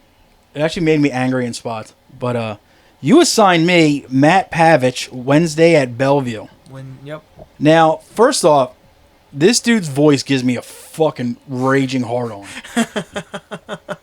Why? Dude, I don't know what the fuck it is, dude. This dude's voice is mad fucking sexy. I was doubting my heterosexuality so many times just listening to him talk. Again? I'm just like, dude, this guy could like seriously run through a list of all my dead relatives. And I was just be like, oh, tell me more about Nana. You know, it's like, Jesus Christ, dude.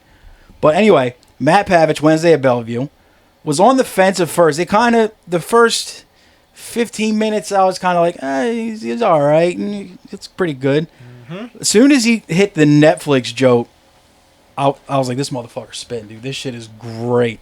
Best Netflix and chill joke I have ever heard. It was really fucking good. And after that, he just kept throwing out heater after heater after heater.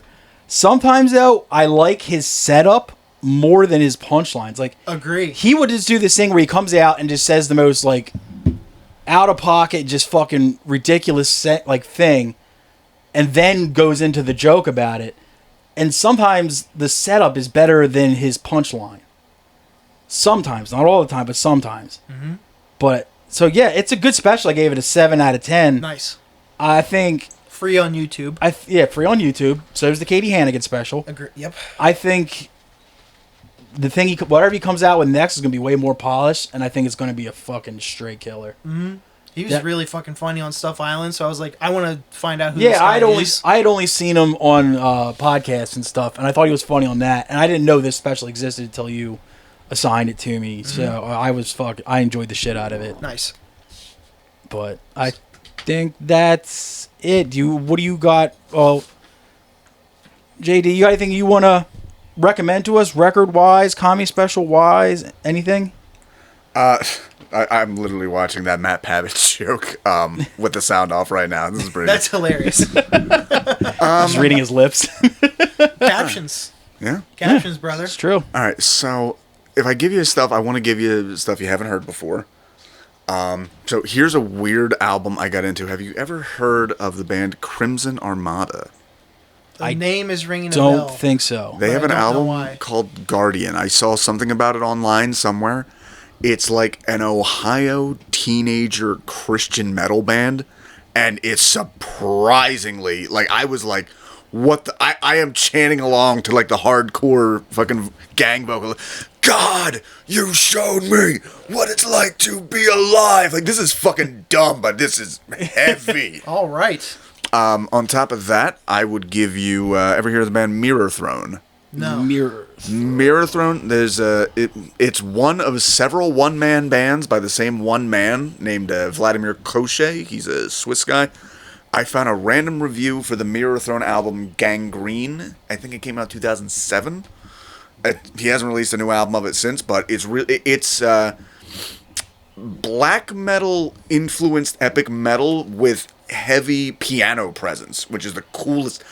There's 7 tracks on that album, and I would say every single track has one moment of, like, tension and release that's like, fuck, like, so good. Nice. Huh. I'm curious to check that out. And if I could give another one, sure. Some people know this. I'm not going to give a particular album. Look up some videos of the band X Japan. I know who they are, yeah. Yeah, X Japan, they were, for people unaware, X Japan, originally just titled X in Japan, but then they tried to branch out into the rest of the world. Or just the letter X? The letter X. The letter X. And then they tried to branch out into the rest of the world, and the LA punk band, also great, X, had that copyright, so they changed it to X Japan. They were the Guns N' Roses of Japan at the same exact time Guns N' Roses existed, like literally like 87 to 97. And they were the most popular band in Japan playing like power metal, basically. But it's fucking cool. I really, really dig it. When the whole 80s rock and like glam metal and all that stuff was going on, there was like a parallel scenes going on in both Japan and Germany that was just like, some of the stuff was like on par, if not better than some of the shit coming out of the States. Yeah. But mostly only the European ones did you really get to hear stateside. Mm-hmm. They had the distribution. Yeah. But yeah, Japan, that Do you have version any, was called Visual K is what they call it. That was like their take on hair metal. And Is that the name of the album? No. Visual K is like the name of the genre. They have a few albums, but like honestly, they're so all over the place. I'll give you particular songs. Okay. Listen to Silent Jealousy. Listen to Dalia, because that's going to be very interesting, because that happened, like, that has more electronic elements later on. And I want to and just listen to the song X. Pull up the live video for X. It'll melt your fucking face off. Give an idea how influential this was for, like, people in the know. You remember in 1998, Marilyn Manson dyed his hair pink suddenly from Mechanical Animals? Vaguely. Did that in tribute to ex-Japan guitarist Hide Matsumoto, who had died and famously always had pink hair his entire career. Interesting. And he was recording he even had some shit. All right, I'm gonna throw you one more and then I'll shut the fuck up. It's Hide. It's just spelled Hyde, Hide. And look up the song Pink Spider. That was one of his solo albums. I have long maintained if somebody in the 90s had just come along and translated those lyrics into English, it would have been a huge, like electronic, like an extra step of grunge that we never really got here. It's a really cool sound, and he died of autoerotic asphyxiation in 1998. Mission Big Boy. Damn. He went out carrying Just like that dude from NXS. That's right. That too. I prefer it, though, when bands that, like, from Japan don't sing in English. Because I'd rather just, give me a translation in the lyric sheet. Because I would rather hear them just saying whatever in their native tongue than hearing them with broken English. I actually give them a little bit, like, X-Japan has hit me emotionally, and I think part of that is that the fact that I know this is their second language, you kind of automatically give them a pass. Oh, yeah. Speaking of lyrics, because when we were talking before about just heavy music, it does bum me out that modern heavy music I can't really get into because I am just a lyric guy, and it just doesn't, like, it's literally like a peripheral, like, and here's the thing with the lyrics you would never ever understand and you're never going to sing along in the first place. I recently went to see feminist electronic pseudo-punk band Le Tigre, who just... Yes, Le Tigre rules. Yeah, Kathleen Hanna. We saw Bikini Kill literally like a month or two before. We've had a lot of Kathleen Hanna recently. The first job I ever had was working in a restaurant in Wilmington when I was 13, and our cook was a drummer for a bunch of local bands. He actually drums for Kathleen Hanna's solo stuff now out in California. Yeah, that's awesome. Shout out Carmine Cavelli. Nice. But at the Le Tigre show, I only knew a few of the... I liked their stuff, but I only knew like 3 songs in general. Game Changer. They had a projection screen on at the back, had the lyrics to every song. Dude, it doesn't matter what songs you know. If you actually know the fucking words and can have something to follow along, I wish every fucking concert had that. Lyrics are the thing is like, if they're kind of down the middle, not great, but not awful, you can overlook it. But when they're really, really good, it can elevate a band from being decent to being great. Yes, agree. That's why. But the other side is if they're really fucking bad, it could really ruin a band for me, at least. I'll totally give that. But I so many metalheads I look at the voice as like another instrument. Like, yeah, it's the instrument that only goes... I love that shit too. But mostly with that stuff, the best part about it is the way it's done, you can't really understand what the fuck they're saying anyway. And you don't really want to sometimes. But when it comes to like the softer stuff I listen to, if the lyrics are bad, I'm just like, oh, Christ. That's why 3 of my favorite heavier bands that use harsh vocals are Death, because that motherfucker articulate, and of course... You can understand what Chuck was saying a lot of the time. Yeah. And especially once they got out of like the initial like blood and gore stuff, and now it's like when he moved on to space and shit like that. Yeah, like, have we ever thought about how abortion is changing history? Anyway, I'm gonna write a Death, Children of Bodom took me a bit to get used to. They didn't have great lyrics, but they had like the lyrics are so dumb. I know, but dude, my whole thing though is that nobody has ever sang along to a fucking riff. Like, yes, I want to yell, I don't give a fuck if you hate me. Like, you're finished, and that's all the English you know. And Cradle of Filth has always had some of my favorite fucking lyrics. They just have pretty ass metal songs. I love it. I don't know like Cradle of Filth, like I don't really like a lot of bands that sound like them, but them in particular, I fucking love them. Like, what if Iron Maiden, if they were in love and depressed? Why are you looking at me like that? Yo, Her Ghost in the Fog is the shit. What the fuck? That song rules. That song rules. You try to pin this man down. Hey, man. He's a hall of mirrors every time. Hey, man. I like what I like. I'm looking left and it goes right, left. I'm an right, enigma left, wrapped in a left. fucking mystery. What do you got for me this week, Thomas? This week? Oh, do you have any comedy stuff? You know what? He's a favorite of mine, even though he's dropped off in the last few years, and people might have seen it. Kurt Metzger, White Precious. Oh, you motherfucker. Dude, he fell. I was going to bring that to Tom later on.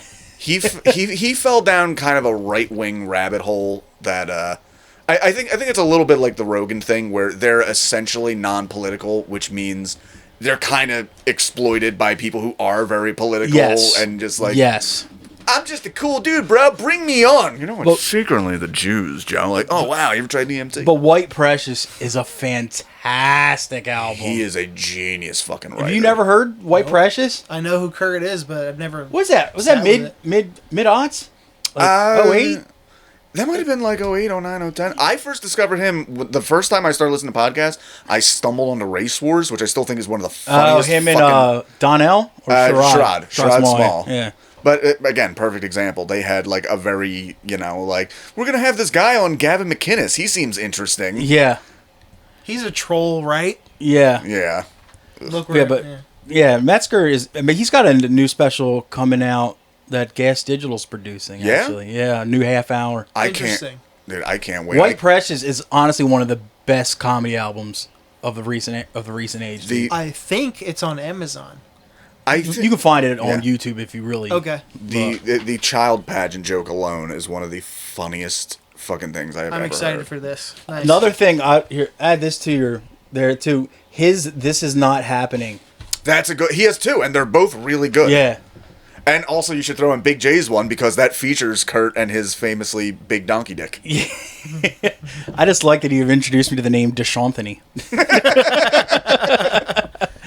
Oh, fuck, that's great. So this week for you, I've got Trae Crowder. This popped up on my YouTube. I haven't listened to it yet. It's brand new. It just came out. Damn Boy is what it's called. It's like a half hour, 36 minutes or something. I was going to ask, is this white Trae or black Trae? And then you answered it with the title. Yeah, he's the Tennessean guy. He's white though, ain't he? Yeah. Yeah. Oh, Yeah, never fucking mind. I think he's even got a fucking mustache. Not in this taping. Okay. He's dark hair, glasses, white guy. Yeah, so it popped up in my YouTube feed. I put it in my watch later. I just haven't gotten to it yet. I enjoyed it. Okay. I enjoyed it quite a bit. And have you heard of a band called Innumerable Forms? Yes, I have. Okay, you've probably heard this record then. Punishment in Flesh? I have. Yeah. I'm going to throw this on my list. It's straight up doomy, dark death metal. In my opinion, in my opinion, it's probably some of DFJ's best work, if not best. Who's DFJ? This is a dude from old hardcore bands. It stands for Dance Floor Justin. Okay. He drummed for bands like The Rival Mob and No Tolerance, or he sang for No Tolerance. Yeah. He's in Righteous Jams too. Righteous Jams. Oh, I've definitely listened to this. I recognize the album cover. It's Yeah. fucking fantastic. But I'll assign you one of my favorites. No, I'll do Innumerable Form. It's fine. You sure? Yeah. All right. I'll save a favorite for next week. Yeah. Yeah, I gotta fucking cross White Precious off the list to give to you. But I'm still, Sorry, but I am glad you're gonna get to hear it though. That's fucking rules. Nice. Now, where am I? I got fucking well. Now, I haven't done this in a while, but this is a podcast that I stumbled across maybe a couple months ago, and it's a comedian I fucking love, a newer comedian that I love, and it's his podcast. It's the podcast is called You're an Idiot. Oh, I know you're an idiot. Jeffrey Asmus. It's Jeffrey Asmus and Alex Dragovich. Oh, Jeffrey, dude. He's fucking great. Funny. Have you seen his Don't Tell comedy thing? I don't think I've seen that. It's like It's like a 9-minute set. Dude, he's posting like 9 and 11 and 12-minute clips constantly. Yeah, it's like the world's. See, I think he puts it like world's greatest comedian roasts and like Washington D.C. Then it's like world's greatest comedian roasts Alabama. Best crowd, Yeah, best crowd work of all fucking time. hysterical. It's so fun. Yeah. Yeah, but it's his podcast. What episode? I would recommend as the good starting one would be the one with Dan Soder. Because Dan Soder's so good on podcasts. even if you don't like Asmus and Dragovich, you'll like Dan Soder. You Who know, wouldn't? I know you do. So at least it's something. You'll get something out of it. Sick. I Musically, I'm going off heavy music because I've been giving you nothing but heavy music lately. This is one of my top 5 bands of all time, and it's the Cardigans. Dude, Cardigans are fucking awesome. He gets it. No bullshit. Their first album is so good. It's one of my top 5 bands. The album is Long Gone Before Daylight. Sweet. Like seriously, I cry listening to this record on a regular basis. Gay. Gay! But dude, it is without a doubt some of the prettiest music ever, Long Gone Before Daylight. and it's the catchiest shit you'll ever hear. Not formal homework, but listen to the Cardigans' first album. It's really good. All their albums are so Yeah. good. Oh, Yeah, I found out about them. Did you ever see One Hit Wonderland on YouTube? No, It's a guy, Todd in the Shadows. It's basically, it finds a one-hit wonder, talks about their career leading up to the one-hit wonder, discusses they had the at one least hit. 3 one. They had at least 3 hits. He straight up said, like, I do a lot of these based on, like, people's perception. Yeah. But he said, that's where I realized, like, oh, shit, these guys were, like, really good instead of just, like, this one dumb song that blew up. Yeah, that song was everywhere. But yeah, that was like one song of one album. They had tons of them. They also used to cover Black Sabbath albums and their Black Sabbath songs in their weird little one of the style. greatest covers of Iron Man you'll ever hear in your entire life. Dude, Sabbath Bloody Sabbath. Yeah. You see right through distorted eyes. And it sounds like fucking Smash Mouth in the background. Dude, the fucking and the singer has really good solo albums too. Nina Person's solo records are really fucking good too. Okay. But that's all I got for you this week, Tommy. Me too. All right, you want to hit that intro music?